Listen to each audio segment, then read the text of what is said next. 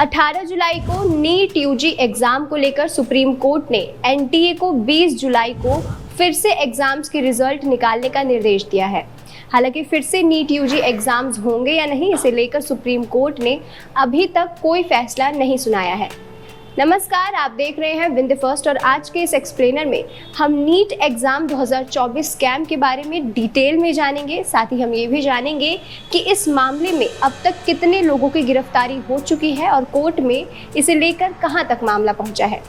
क्या है पूरा मामला, चलिए जानते हैं। 5 मई को देश भर के 571 शहरों के 4750 केंद्रों पर नीट यूजी 2024 का आयोजन किया जाता है। इसमें भारत के बाहर के 14 शहर भी शामिल हैं। एग्जाम खत्म होते हैं और 4 जून को इसके रिजल्ट डिक्लेयर किए जाते हैं। याद रखिए कि इसी दिन लोकसभा इलेक्शंस के भी रिजल्ट अनाउंस किए गए थे। रिजल्ट आता है और देश भर के स्टूडेंट इसे लेकर प्रोटेस्ट करना शुरू कर देते हैं। एनटीए यानी कि नेशनल टेस्टिंग एजेंसी पर गलत रिजल्ट पेश करने का और कुछ स्टूडेंट्स को ग्रेस मार्क्स देकर पास करने का आरोप लगाया जाता है। इस रिजल्ट में कई चीजें चौंकाने वाली थी। पहला, 67 छात्रों ने पूरे 720 अंक के साथ पहली रैंक पाई थी, जो कि आज तक के इतिहास में पहली बार हुआ था। दूसरा, परफेक्ट स्कोर करने वालों में 6 स्टूडेंट्स हरियाणा के एक ही सेंटर से थे। तीसरा, कई स्टूडेंट्स ऐसे थे जिन्हें ग्रेस मार्क्स देकर पास किया गया था। और चौथा, कई स्टूडेंट्स ऐसे थे जिनके मार्क्स अच्छे थे लेकिन एनटीए ने उन्हें कम नंबर दिए थे। इस तरह एनटीए पर परीक्षा कराने के साथ साथ धांधली के आरोप लगने शुरू हो जाते हैं। नीट स्कैम में जिस संस्था पर सबसे ज्यादा सवाल उठे थे वो है एनटीए। एनटीए क्या है? एनटीए यानी कि नेशनल टेस्टिंग एजेंसी, जिसकी स्थापना केंद्र सरकार के शिक्षा मंत्रालय के माध्यम से राष्ट्रीय स्तर पर योग्यता परीक्षाओं का आयोजन कराने के लिए एक स्वायत्त संगठन के रूप में किया गया। राष्ट्रीय परीक्षण एजेंसी को परीक्षा की संपूर्ण तैयारी, उसके आकलन, क्रियान्वयन और उससे जुड़े सभी मुद्दों के समाधान की जिम्मेदारी सौंपी गई है। इन सब आरोपों के बाद इस मामले को लेकर क्या क्या हुआ ये भी जान लेते हैं। 6 मई को पटना पुलिस स्टेशन में इसे लेकर एफआईआर दर्ज की जाती है। 11 मई को 11 लोगों की गिरफ्तारी की जाती है, जिसके बाद ये मामला सुप्रीम कोर्ट तक पहुंच जाता है। इतना ही नहीं, केंद्र नीट की परीक्षा का आयोजन करवाने वाली नेशनल टेस्टिंग एजेंसी के सुबोध कुमार सिंह को महानिदेशक के पद से भी हटा देती है। उनकी जगह प्रदीप सिंह खरौला को एनटीए के महानिदेशक पद का अतिरिक्त प्रभार दिया जाता है। जिसके बाद 1563 उम्मीदवारों के लिए 23 जून को परीक्षा फिर से आयोजित करवाई जाती है, जिसमें 1563 कैंडिडेट्स में 813 ने एग्जाम ही नहीं दिया, जबकि 750 कैंडिडेट सेंटर पे ही नहीं पहुंचे थे। और इसी दिन सीबीआई पहली एफआईआर दर्ज करती है।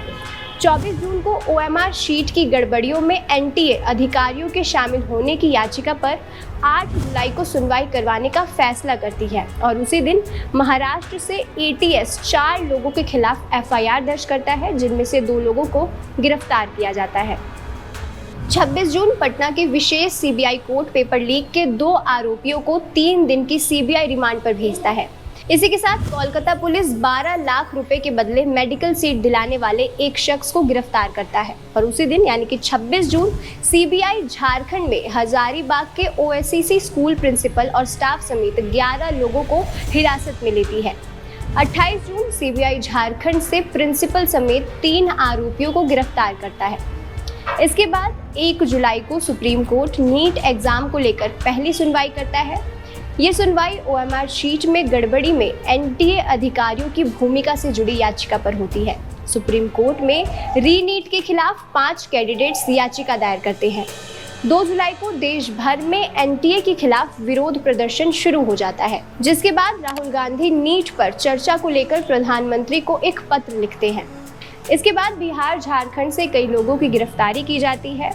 4 जुलाई को 56 स्टूडेंट्स रीनीट के खिलाफ सुप्रीम कोर्ट में याचिका दायर करते हैं, जिसके बाद 5 जुलाई को सुप्रीम कोर्ट की दूसरी सुनवाई होती है, जिसमें सुप्रीम कोर्ट ये फैसला सुनाती है कि सिर्फ गोधरा और पटना से पेपर लीक जैसी घटनाएं सामने आई है। ऐसे में सभी स्टूडेंट्स के लिए पेपर कैंसिल नहीं किया जाएगा। 10 जुलाई को केंद्र सरकार, एनटीए और सीबीआई सुप्रीम कोर्ट को हलफनामा सौंपते हैं, जिसमें आईआईटी मद्रास की एक रिपोर्ट का हवाला देते हुए पुनः परीक्षा यानी कि री एग्जाम का विरोध किया जाता है, जिसमें चुनिंदा परीक्षण केंद्रों पर व्यापक धोखाधड़ी के दावों को खारिज कर दिया जाता है। इसके बाद 11 जुलाई की सुनवाई को कैंसिल करके 18 जुलाई को सुनवाई करने का फैसला किया जाता है। सीजेआई जस्टिस डीवाई चंद्रचूड़ की अध्यक्षता वाली पीठ ने 18 जुलाई को नीट यूजी परीक्षा में पेपर लीक और अन्य धांधली समेत परीक्षा रद्द कराने की मांग से जुड़ी याचिकाओं पर एक साथ सुनवाई की। इस दौरान कोर्ट ने एनटीए को हर एक केंद्र का अलग अलग परीक्षा परिणाम वेबसाइट पर अपलोड करने का आदेश दिया है। कोर्ट ने कहा है कि शनिवार 20 जुलाई की दोपहर 12 बजे तक एनटीए केंद्रवार पूरा परीक्षा परिणाम वेबसाइट पर अपलोड करेगा। क्या नीट एग्जाम 2024 कैंसिल किया जाएगा? सुनवाई के दौरान सीजेआई ने वकील हुडा से कहा कि आपको हमें दिखाना पड़ेगा कि नीट पेपर लीक इतना सिस्टमैटिक था कि पूरी परीक्षा प्रभावित हुई है। उसके बाद ही पूरा नीट एग्जाम कैंसिल करने पर विचार किया जाएगा। देश में इतना बड़ा स्कैम हुआ, इस पर देश के शिक्षा मंत्री ने क्या कहा, ये भी जान लेते हैं।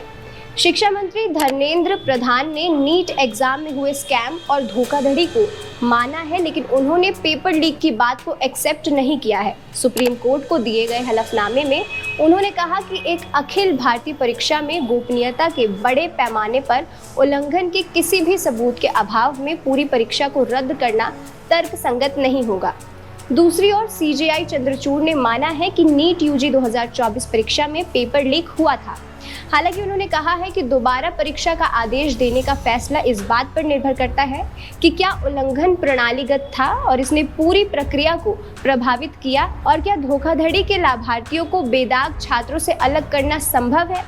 सुनवाई के दौरान सीजेआई चंद्रचूड़ ने टिप्पणी की कि इसमें कोई संदेह नहीं है कि परीक्षा की पवित्रता भंग हुई है, समझौता हुआ है। अब सवाल ये है कि उल्लंघन कितना व्यापक है। नीट एग्जाम को लेकर केंद्र सरकार की क्या राय है, ये भी जान लेते हैं।